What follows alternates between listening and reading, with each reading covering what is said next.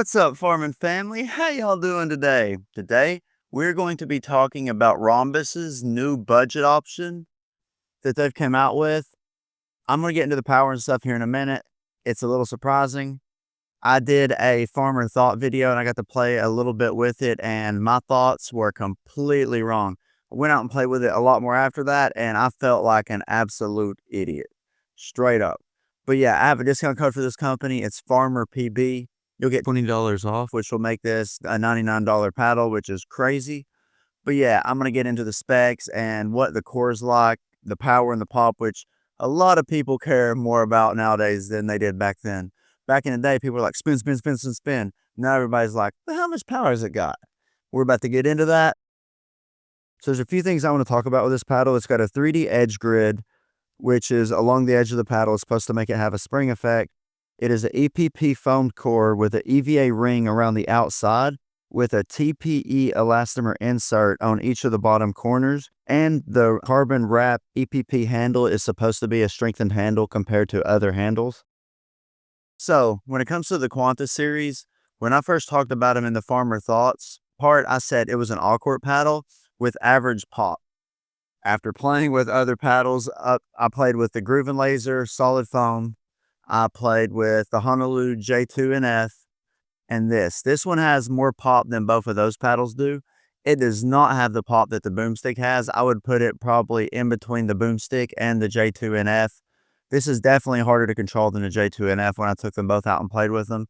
Didn't realize that when I was playing with it the first day when I did my Farmer Thoughts video. But yeah, this is a pretty poppy paddle, but it is not quite where the Boomstick is. And when it comes to the power, it is definitely a power paddle. It's probably in the middle of the road in terms of power. I don't feel like you're going to get the power that you want out of this paddle without adding lead. But the way these paddles were made, there is a lot of room for customization. So the power you're going to get out of the box is going to be good, but it's not going to be like, man, this is amazing. When you let it up is when this paddle completely changes, or these paddles change into completely different paddles. I got to play with the R3, the R4, and the R5. Those are the three that I chose, that I want to do a review on. That's a standard, the hybrid, and an elongated, that has the flat top, which is what my brother likes. All three of them, really solid poppy paddles with really good power in comparison to stuff, in their shape. Now, in terms of control, you're going to have the honies in. This isn't going to be like an all-court paddle, like I said in the other video.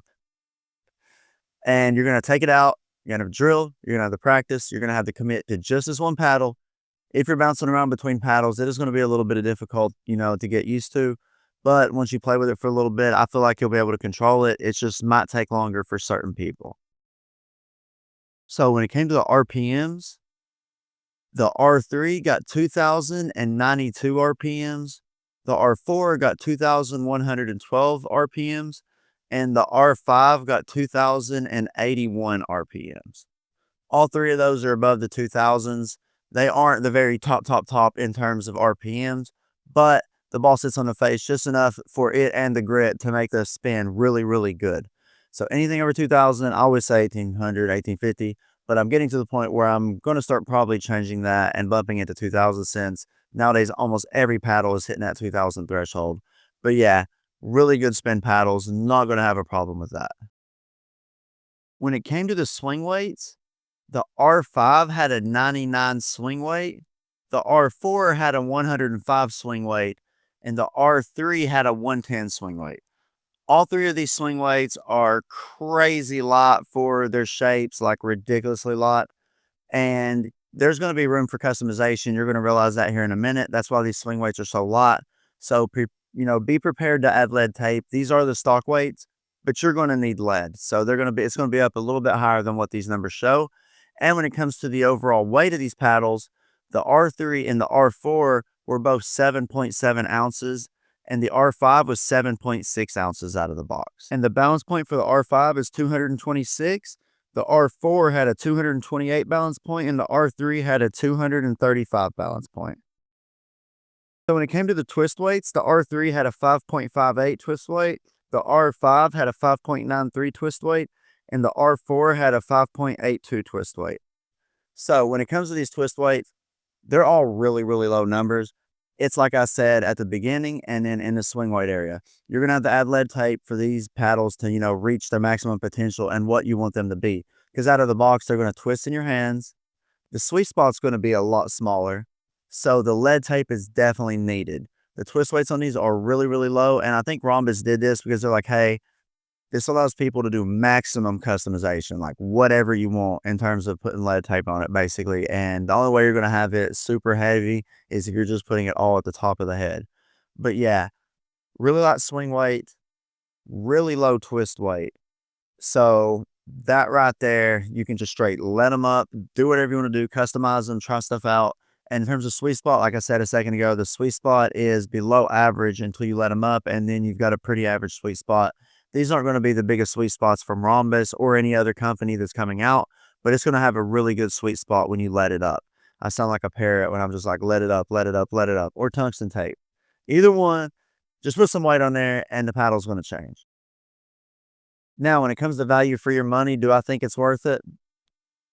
I mean, come on. It's a $99 foam paddle that is in the power category that you can customize any way you want to. Yeah, this is going to be worth it. I would almost tell anyone that's like big into paddles or wanting to try paddles, just give this one a try, especially for this price. And then if you have someone that's coming from an all court paddle that's bumping up to like a 4.0 to a 4.5 level, this would be one of the ones I would first recommend to them. Like, hey, you want to try power paddles? Buy this $100 paddle and see if you like it and then progress from there. But yeah, I think this is almost a lot for budget paddle of the year unless some crazy stuff comes out down the road. We'll see. But yeah, if you play with this, slap your opinion down below. I hope y'all been doing good. I hope y'all drinking plenty of water. I'm always going to ask you. That's never going to be nothing I skip on. Y'all got to stay hydrated with and then have enough electrolytes and have enough nutrients to be able to go out and play your best. But yeah, until next time, stay safe. Have a good day. Peace.